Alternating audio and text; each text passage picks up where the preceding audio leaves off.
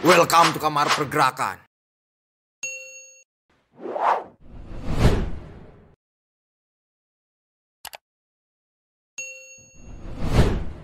Assalamualaikum warahmatullahi wabarakatuh. Kembali lagi di channel Kamar Pergerakan bersama saya Alwi. Dan saya ditemani pada kesempatan kali ini oleh seorang mahasiswa teknik mesin. Seorang mahasiswa teknik mesin yang katanya banyak stigma-stigma terhadap mahasiswa teknik mesin itu yang aneh-aneh lah, yang katanya itu stigmanya itu kurang baik lah. Nah, saya ditemani oleh sahabat Ibnu Ramadan pada kesempatan kali ini. Apa kabar sahabat Ibnu? Baik. Nah, sahabat Ibnu ini adalah mahasiswa teknik mesin yang cukup populer juga ya, yang cukup memiliki pengetahuan luar biasa terhadap ruang-ruang pengetahuannya. Nah, di sini sahabat Ibnu itu akan sedikit menjawab berbagai macam pertanyaan-pertanyaan yang seringkali muncul kepada ataupun muncul stigma negatif ataupun stigma-stigma dari banyak orang, khususnya daripada mahasiswa-mahasiswa ataupun pihak lain juga terhadap mahasiswa teknik. Nah, kira-kira siap atau enggak sahabat Ibnu untuk menjawab pertanyaan-pertanyaan itu? Berbicara siap atau tidak, makanya kedatangan saya ke studio Kamar Pergerakan ini tentunya sudah siap. Oke, nah sahabat Ibnu akan menjawab sekelumit pertanyaan yang mungkin gokil ya. Pertanyaannya cukup lumayan gila atau seperti apa, kita dengarkan dari sahabat Ibnu penjelasannya dan kebenarannya juga. Ada satu pertanyaan yang cukup menarik sahabat. Katanya gini, kalau ospek di jurusan teknik mesin itu katanya keras, katanya kakak tingkatnya ataupun panitianya itu galak-galak. Sampai-sampai pada akhirnya ada ritual yang katanya mandi oli yang kayak gitu. Itu bener nggak sih di teknik mesin itu kayak gitu? Oke, saya jawab ya. Benar ataupun tidak, itu kembali kepada mereka yang menjalankan. Ada yang memang benar seperti itu, tetapi pada saat hari ini sudah minim terkait ritual yang tadi, kemudian stigma keras atau apapun. Kan memang pertama kita melihat kultur kampusnya tersendiri, kemudian dosen ataupun yang lain. Yang kedua, mengenai sistem perkuliahan di universitas tersebut ataupun di jurusan tersebut. Misalkan ada teknik mesin di satu kota yang sama, dengan culture yang sama, akan tetapi di kampus yang A sama B itu berbeda walaupun masih sama teknik mesin. Karena yang tadi, kemudian dosen, peran alumni pun sama, pengurus himpunan ataupun panitia sekalipun itu sangat mempengaruhi kepada suatu program kerja ataupun diterjemahkan itu ya, kepada proses ospek yang tadi, yang mana objeknya itu adalah mahasiswa baru. Nah, mungkin ada di sini yang melihat tayang ini yang merupakan calon mahasiswa baru ataupun khususnya mahasiswa teknik mesin ya. Saya kira untuk mahasiswa teknik mesin ataupun mahasiswa aktif hari ini sudah mengetahui dan sudah menjadi rahasia umum. Akan tetapi saya tegaskan kembali bahwasanya semuanya tidak bisa dipukul rata. Ya tentu dalam pandangan masyarakat umum memang seperti itu, mau tidak mau kita harus terima sebagai mahasiswa teknik mesin itu sendiri. Namun untuk mensiasati ataupun sebagai solusi dari pandangan orang lain kepada kita selaku mahasiswa pada umumnya, tentu harus bermanfaat baik untuk kampus, untuk lingkungan tersendiri ataupun secara pribadi, keluarga, teman dan sahabatnya. Itu mungkin hanya stigma kebanyakan orang stigma ya, itu yang mengatakan bahwasanya wah teknik mesin itu keras-keras, galak-galak, kemudian ospeknya itu ada ritual harus mandi oli. Itu mungkin stigmanya aja, tapi kenyataan hari ini karena dengan aturan yang cukup ketat, kemudian setiap kampus itu memiliki culture yang berbeda-beda, bahkan ya peran tadi dosen, alumni itu mempengaruhi di dalamnya. Pada akhirnya itu bukan hanya sebatas riakan biasa aja, tapi itu mempengaruhi terhadap proses berlangsungnya penguatan kapasitas mahasiswa itu sendiri ya.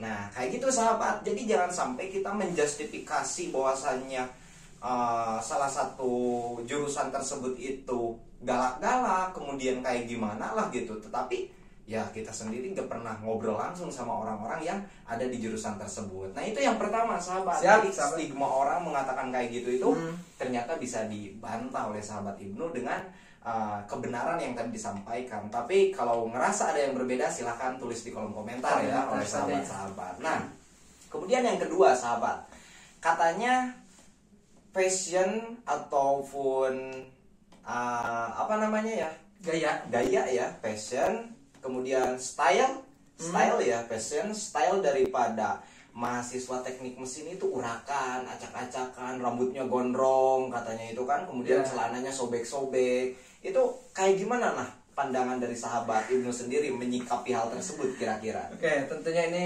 menarik, yang paling menarik, pertanyaan menarik dari yang tadi sebelumnya terkait fashion ataupun gaya style yang dipakai oleh mahasiswa teknik mesin dari kampus manapun. Memang selalu ada yang seperti ini, yang urakan. Akan tetapi kita lihat lagi kepada tipologi mahasiswanya tersebut.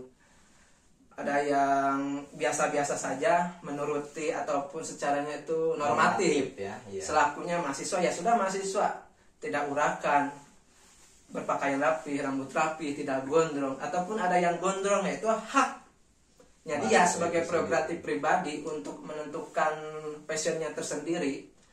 Kemudian kenapa mahasiswa teknik itu dikesankan gondrong, baik itu di luar teknik mesin, misalkan sipil, elektro, kemudian yang lain, karena mungkin ya, walaupun fakta efek. Jadi misalkan di perkuliahan teknik mesin itu kan tidak melulu soal materi ya, dari ruangan ya, dari pagi sampai sore, itu dikombin antara praktik dengan materi. Misalkan kalau di teknik itu kan 60% praktik, 40% materi. Nah, karena efek tersebut, praktik yang dilaksanakan kalau di mesin itu di semester 2, karena semester 1 itu ada mata kuliah umum, lebih banyak ke mata kuliah ruangan ya. Materi. Kemudian di semester 2 itu baru masuk kepada praktik. Nah, baru welcome to the jungle. Di situ mulailah gitu. Itu yang biasanya normatif, tidur pun sampai jam 9, bangun jam 5 ataupun jam 4. Di situ udah mulai acak-acakan ya. Bahkan tidur pun mungkin bisa dibilang tidak, ketika praktik itu mengharuskan, misalkan ada tugas nih di hari Senin, kita praktik sampai malam. Nah, si tugasnya itu harus dikumpul selama 1 kali 24 jam. Jadi kita itu kejar target semalaman itu tentunya, sampai nggak tidur ya, sampai nggak tidur daripada ngulang katanya gitu. Daripada ngulang katanya. Daripada ngulang mending nggak tidur katanya gitu. Nah, udah mau berangkat ke kampus nggak mandi, pakaian seadanya, ya sarapan, mungkin menjadi stigma orang lain ya.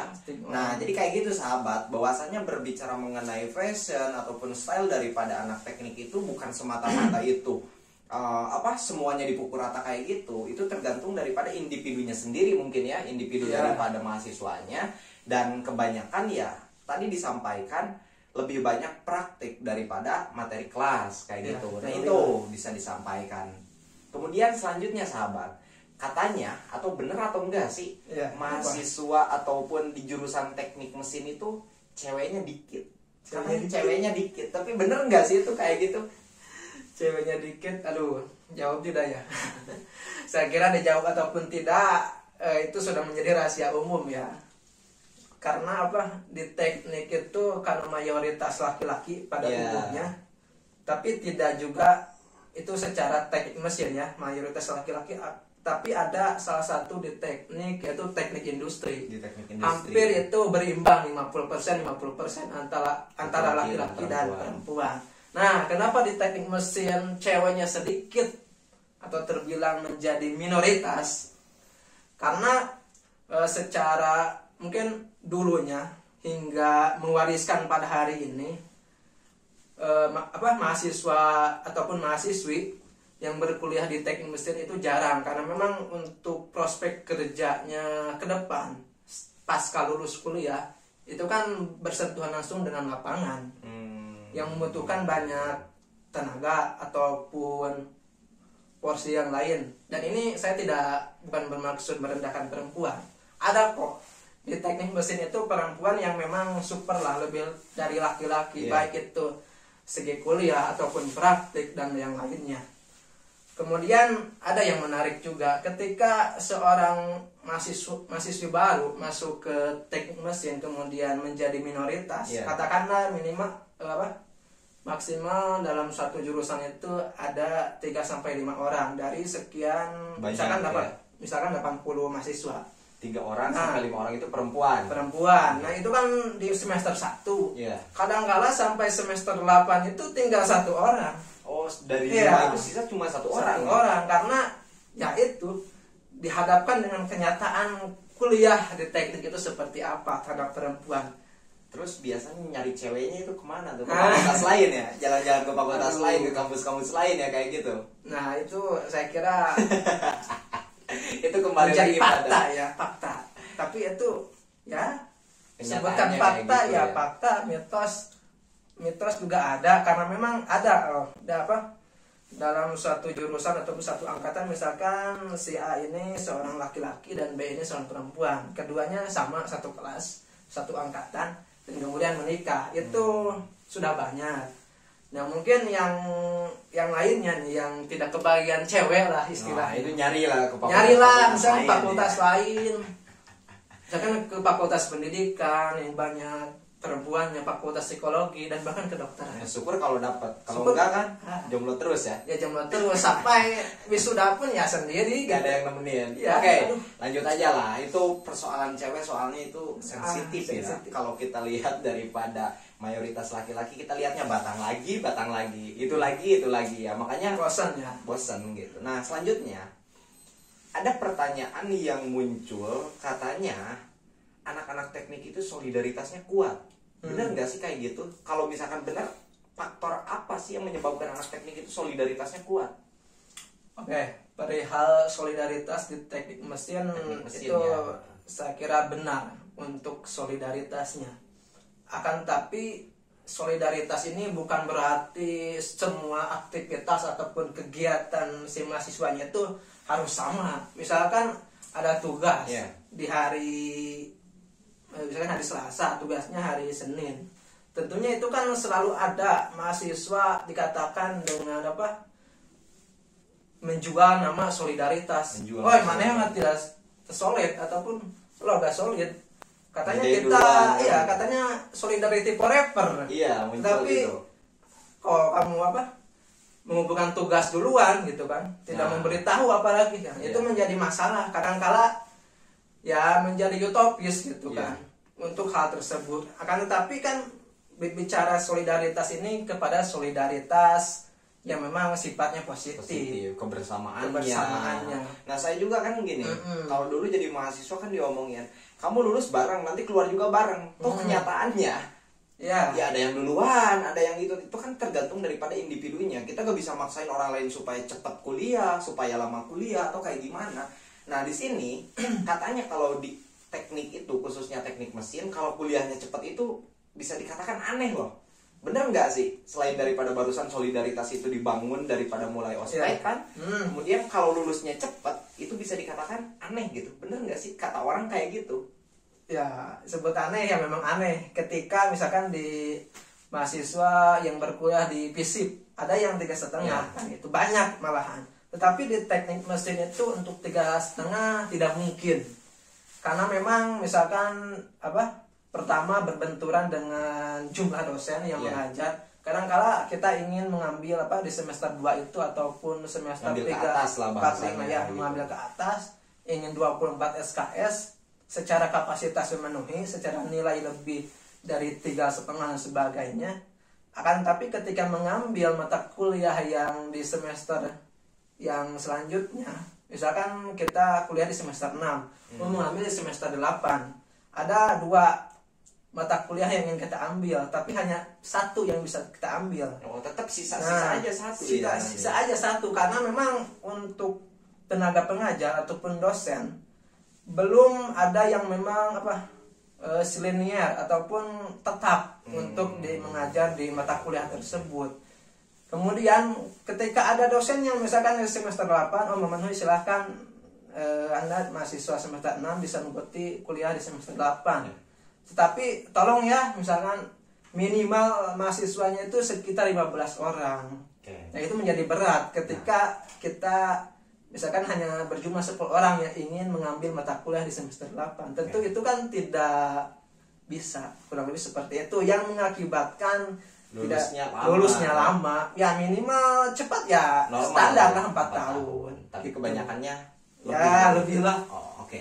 Nah ini terakhir mungkin sahabat ya, barusan lumayan banyak pertanyaan. Ini pertanyaan terakhir. Katanya prospek kerja daripada teknik mesin khususnya ya, kata orang-orang itu katanya nanti jadi tukang tambal ban, jadi di bengkel kayak gitu. Itu bener nggak sih kayak gitu? Atau memang pemikirannya itu terlalu ngada-ngada gitu, atau ngadi-ngadi gitu kan biasanya? Kira-kira gimana tuh? Aduh. Untuk prospek kerja ya ini menjadi mitos kembali ya di pandangan masyarakat umum selain yang pertanyaan yang sebelum-sebelumnya. Mahasiswa mesin dikatakan ketika pasca kuliah ataupun ya memiliki gelar sarjana teknik selalu dikaitkan, ente mah masuk ke teknik mesin nek jadi tukang tambal ban di bengkel, bebelokan, itu ya stigma gitu yang kan. munculnya kayak gitu. Karena indikasi mesin, mesin teh kudu belok ataupun seperti apa. Kotor lah ya. Itu belok itu bahasa Sunda, mungkin di sini ada yang bahasa Jawa nanti translate. Oke, kemudian prospek kerja yang memang seharusnya itu kalau di kampus saya ya dibagi ke dalam 3. Ada konstruksi, ada KBK konstruksi, produksi dan konversi. Nah, konstruksi ini yang merancang pembangunan, misalkan ada kereta cepat dari Jakarta Bandung hari ini. Misalkan untuk merancang itu kan ada gambar tekniknya. Nah, biasanya lulusan teknik mesin itu dibutuhkan di perancangan tersebut untuk merancang gambar teknik. Kemudian yang kedua di produksi. Nah, ini berkaitan dengan produksi industri hari ini, misalkan di tekstil ataupun yang lain. Kemudian yang terakhir adalah KBK konversi. Tentunya ini menjadi sakral karena berkaitan langsung dengan kehidupan sosial.